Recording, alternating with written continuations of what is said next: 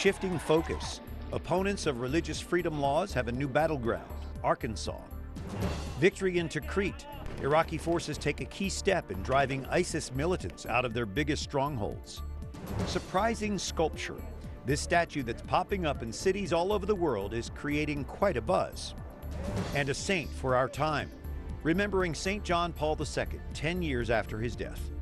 Those stories and more on EWTN News Nightly for Wednesday of Holy Week, April 1st, 2015.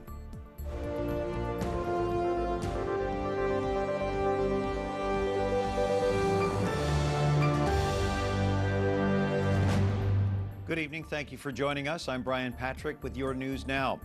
Arkansas's governor follows the lead of his Indiana counterpart in calling for changes to a controversial bill. Legislatures in both states passed laws protecting religious freedom, drawing backlash from gay rights groups and some businesses. Despite protests outside the Capitol, Arkansas lawmakers passed a religious freedom restoration law, similar to the one creating controversy in Indiana. The big question seems to be the law's intent. My responsibility is to speak out on my own convictions and to do what I can as governor to make sure this bill reflects the values of the people of Arkansas, protects those of religious conscience, but also minimizes the chance of discrimination. This bill is not about discrimination. This bill is about the First Amendment and a person's individual right to believe, and your rights stop where someone else's rights start. Critics lined up in the governor's office, signing the guest book and asking him to veto House Bill 1228. Some believe the latest RFRA laws are meant to skirt anti-discrimination laws. These laws are about same-sex marriage, and the issue with these laws is, do businesses have to accept the business of gay customers? But Indiana's governor says that's not the case. This law does not give businesses a right to deny services to anyone. It's never been used in the way that the critics are saying to authorize discrimination against gay people. The only case that came even close was the photographer who said, I can't take pictures at the gay wedding, but she lost her claim. She lost it under a RFRA law and under the First Amendment. The Beckett Fund also represents our parent network, EWTN, in its challenge of the Health and Human Services contraception mandate.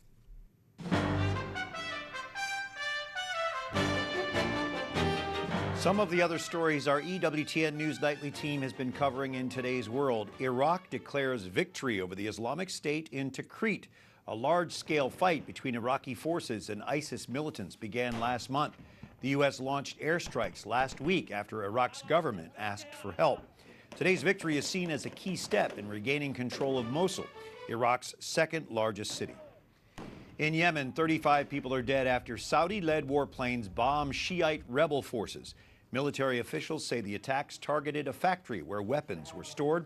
The fight against the rebels, who overran the capital, forcing the president to flee, is now in day 7. Well, on the eve of the 10th anniversary of John Paul II's death, Pope Francis encourages us to follow the saint's example. Cari giovani, imparate ad affrontare la vita con il suo ardore e il suo entusiasmo. Francis telling young people to learn to face life with his enthusiasm. John Paul passed away 10 years ago tomorrow. He was proclaimed a saint last April. Our Rome correspondent Alan Holdren joining us. And of course, Alan, John Paul II's life, his illness, his death touched the world so profoundly. What do Romans remember of it? Romans remember these streets absolutely packed with people. They were both from Rome and the rest of Italy and from the entire world. They were all praying for the repose of John Paul II's soul. They found out that he died and they stayed here and they prayed through the night. These people remained for his funeral as well. They remained after his funeral to visit his body that was within St. Peter's Basilica, and the celebration of his life and death really lasted for an entire week, Brian. And we've been celebrating his life now for 10 years, climaxing with his canonization just under a year ago. So after his death, his close friend and collaborator, Cardinal Joseph Ratzinger, became Benedict XVI. Now Pope Francis carries on his work. What is the latest on Pope Francis's efforts to improve transparency in the Vatican in light of recent financial scandals? Really, Pope Francis is following on the heels of Benedict XVI on this. Since 2010, the Vatican has had an explicit agreement, especially with the state of Italy and now with many other states, for financial transparency. They're trying to meet these international standards. That today was brought forward with another step, which is the first ever agreement between the Vatican and Italy for fiscal code, for the exchange of information on tax payments. This, for the Vatican, is specifically for the Holy See property outside of the Vatican city-state. It will remain tax exempt, and this is what was signed into an agreement today by the Secretary of State. All right, our Alan Holdren, we always appreciate you keeping us in touch with the Eternal City, the Vatican. We wish you and yours and our Rome team a very blessed Sacred Triduum and a happy Easter, Alan. Thank you. Thank you so much, Brian. Happy Easter to you. And Pope Francis will not let us forget the least of these. Mark Irons explores a figure that's reinforcing the constant theme of the Holy Father's preaching. Why do people have to sleep on benches? Why do people have to sleep underneath staircases? Ronald Phillips is homeless. For many in the nation's capital, homelessness is a reality. Then there's this figure here in Washington, D.C. The first time I walked past it, I actually thought it was like a real homeless person. And the same statue exists in 33 cities around the world. The latest was unveiled yesterday in Buffalo, New York. Canadian sculptor Timothy Schmaltz hopes people will look a little closer and discover Jesus. I wanted to create a sculpture that would show other people that experience about when you see the most marginalized in our community, you should see Jesus within them. Timothy Schmaltz creates art that comes off the streets and even into homes, like this statue here of the Holy Family. And his work is even gaining the interest of Pope Francis. In 2013, Pope Francis blessed a miniature of Jesus the homeless. We're still working on finding the suitable location for the piece in Rome. Hopefully it'll be very close to the Vatican. In Austin, Texas, the piece of art inspired a donor to give $100,000 to charity. Other places haven't been so kind. Even this morning, I was corresponding with Paris, trying to convince them this sculpture should be accepted because you accept the Gospels. You're not going to edit out Matthew 25. That chapter foreshadows the day of judgment when people will ask, Lord, when did we see you hungry and feed you? When did we see a stranger and welcome you? Jesus responds, Amen, I say to you, whatever you did for one of these least brothers of mine, you did for me. Mark Irons, EWTN News Nightly. Coming up, as we commemorate the suffering of Jesus during Holy Week, we show you a collection of relics of the Lord's Passion. And a former Swiss Guard looks back at his memorable time serving St. John Paul II.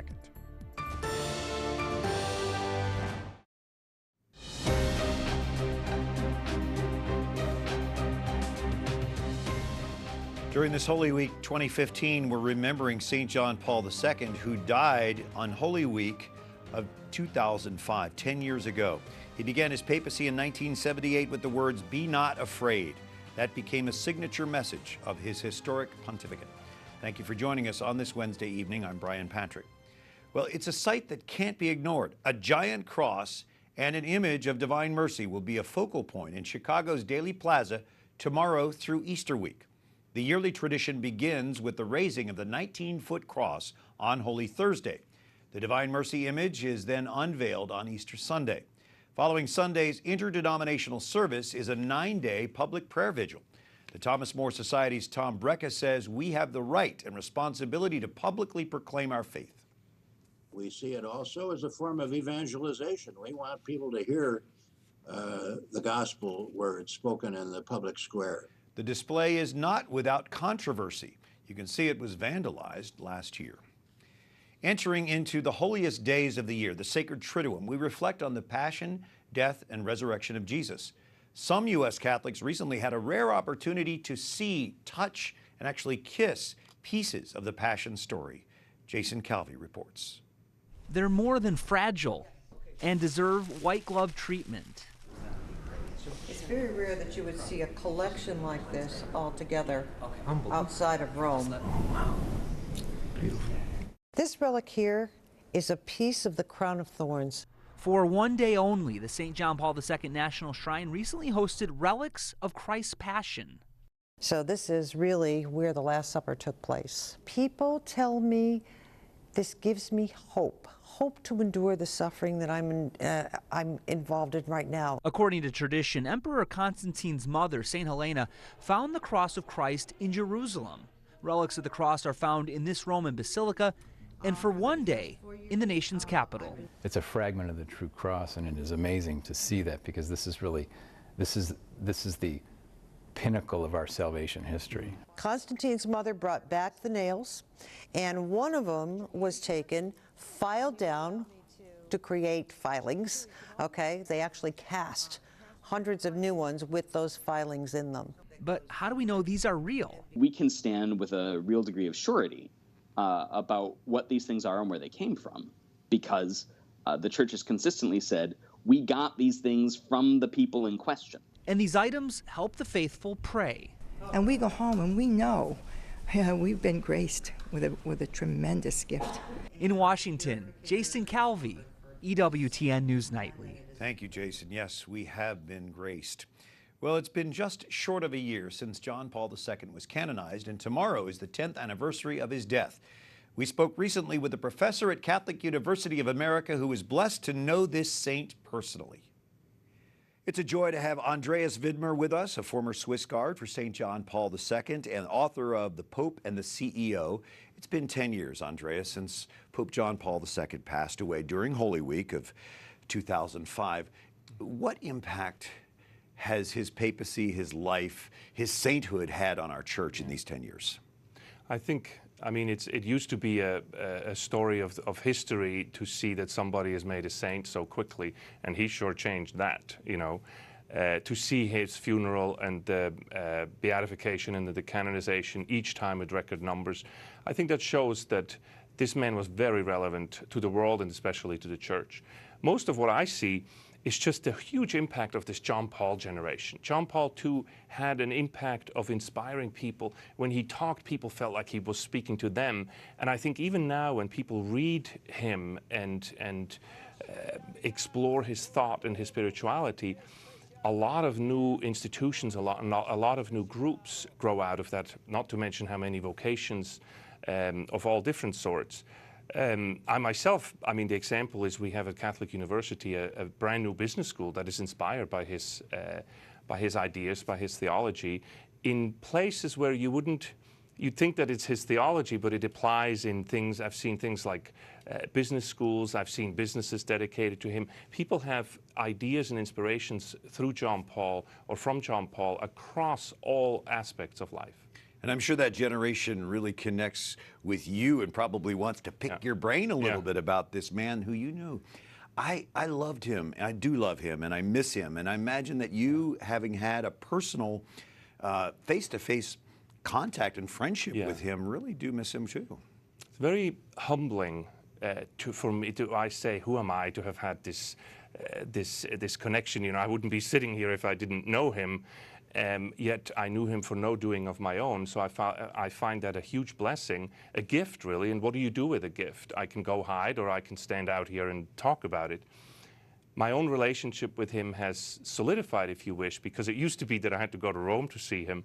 Now he's my favorite intercessor, and I think from me going around and talking about him, I see that he does that for a lot of people. In a sense, he's closer to us now than he was when he was physically alive. And isn't that the mystery of the communion of saints? Yes, absolutely. I think he's a very powerful intercessor. I hear stories all around the world of people praying for his intercession and being heard. Well, besides St. Joseph, he is also my go-to intercessor. Yeah. To what specifically do you go to him for? I go to him basically for life decisions. I remember how he used to say, you have to decide that. You know, there would be a discussion about what to do, and at the end he would never tell you what to do. He would always say, you have to decide that, but he would help you figure out the issues and the options in front of you. So that's what I go for him, for clarity of thought. And very briefly, what was it like to work with him every day? You know, at the time I was 20 years old, and I can say I didn't know any better. So I can only judge that in retrospect. And in retrospect, it was the example of being fully human. I've never met somebody who was so fully human. people now think of him as a saint, but in a way, this is one of the things he wanted to show for sainthood. This isn't about tiptoeing around and not making any noise and being holier than thou. This was a really fully human person that was here, your best friend, you can be your confidant. This is a man who did all things well and was fully present to you in conversations. Inspires us all to become saints. That's what we're called to be. Andreas Widmer, thank you so much for being with us. Thanks for having me. Up next, the search for human remains at the plane crash site in the French Alps ends. And we contemplate the passion of Jesus through art. Stay with us.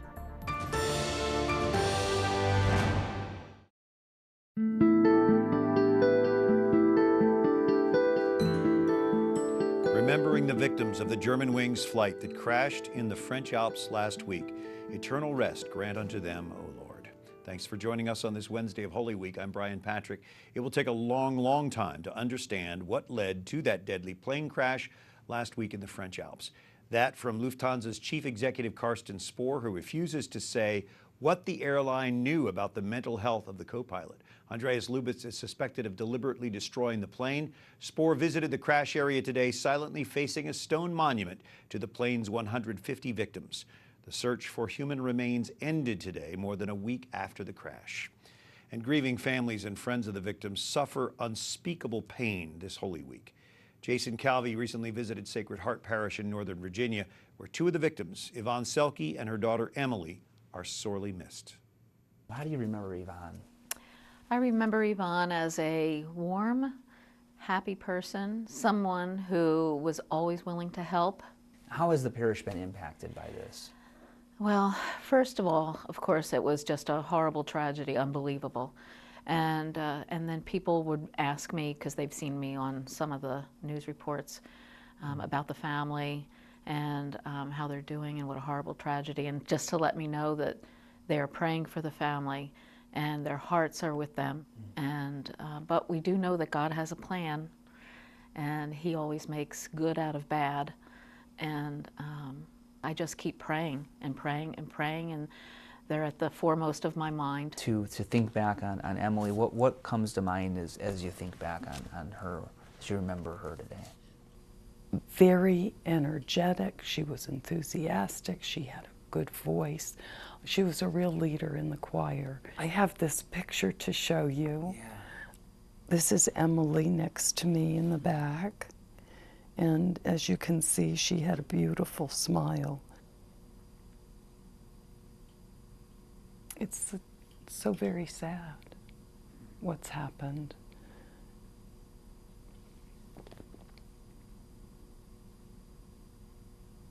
What was the sense of the parish family coming together this last Sunday, knowing that that this tragedy that had hit the whole world has an impact here in Virginia?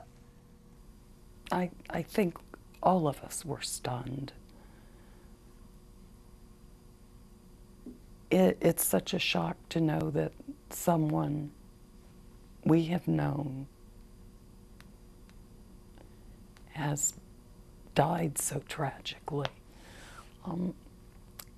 It does make one reflect on life, on death, on faith. God rest their souls. Dr. Jeb Sullivan is the author of The Beauty of the Faith, a former docent at the National Gallery of Art. So much sacred art focuses on Holy Week images. Let's explore a couple of those. Tell us first about the small crucifixion by German Renaissance painter Matthias Grunewald. Yes, the small crucifixion is the only surviving work of Matthias Grunewald in America. It is perhaps one of the most powerful images of our Lord's crucifixion that was ever painted. We are given a glimpse into the full extent of Jesus' passion, his real and intense suffering that he endured out of love for us on the cross. Grunewald gives us the full horror of the crucifixion. We see Jesus' emaciated and bruised body hanging from the cross. The weight of his body bends the crossbeam towards the earth, and yet we see his bruised hands and feet. But Grunewald wants to focus our attention on Jesus' outstretched arms. We see his hands nailed to the cross and his fingers straining towards heaven in a cry of anguish. This is truly the outpouring of God's love for us on the world. We see also Mary Magdalene, his mother Mary, and St. John at the foot of the cross. The full price of our redemption was nothing less than the blood of Jesus shed on the cross for us. I'm amazed at how close in that image that Mary is to her son. My heart just breaks when I think about Mary having to see her son die in front of her. And she's so close in this. It's not way up there somewhere. That's right. And the figures are crowded really at the foot of the cross. Mm-hmm. They are participating somehow in the mystery of his suffering and death. Let's look at the carrying of the cross. This is from Italian Renaissance painter Garofalo. This masterpiece painting comes to us from the Grimaldi Fava collection in Cento, Italy, the work of Benvenuto Tisi. His nickname was Il Garofalo. It is a visual homily on why we call Good Friday good, because we see Jesus carrying his cross to Calvary, but unlike other images of the Via Crucis, where his face is downward, bowed to the earth, here he's looking directly at us. We cannot escape his merciful and tender gaze. Look at his those eyes are full of love and compassion and mercy, and he engages us in the sacred conversation as if to say, do not be afraid. I am with you. I walk with you as you carry your daily cross, big or small. So this is a comforting image. We know that Jesus carries the weight of all of humanity's sinfulness, but in this image, his supreme act of love is turned toward each one of us personally. Jesus carries his cross out of love for you and for me, and perhaps that is why we call Good Friday good. So beautiful. Thank you, Dr. Jem Sullivan. Remind us how these beautiful images can help us to pray. The whole point of these images was to lead the viewer from seeing to contemplating some aspect of the faith to adoration. So from seeing to contemplation to adoration and worship and praise of God. So these images were meant to really direct our distracted hearts and minds to God so that we could have a heart of thanksgiving for the great gift of faith. Well, I know you spent many years guiding folks through this beautiful art at the National Gallery, and now you're helping us to do it here at EWTN News Nightly during this Holy Week. We can't thank you enough. God bless you. Have a good Triduum and a happy Easter. The same to you. Thank you. Yeah, Dr. Jem Sullivan, her book is The Beauty of the Faith. EWTN News Nightly will take a break for the next couple of days as the Global Catholic Network brings you liturgies for the Sacred Triduum. Tomorrow evening on Holy Thursday, we'll see the celebration of the Solemn Mass of the Lord's Supper and choral meditations. Then on Good Friday, the Liturgy of the Lord's Passion. Both will be brought to you live on EWTN from the Basilica of the National Shrine of the Immaculate Conception here in Washington, D.C. So until Easter Monday, for the EWTN News Nightly team, I'm Brian Patrick. Have a blessed Triduum and a very happy Easter to you and your family. Ahead of tomorrow's 10th anniversary of the death of John Paul II, tonight we remember a saint we know and love. Good night and God bless you. Lo hanno chiamato di un paese lontano.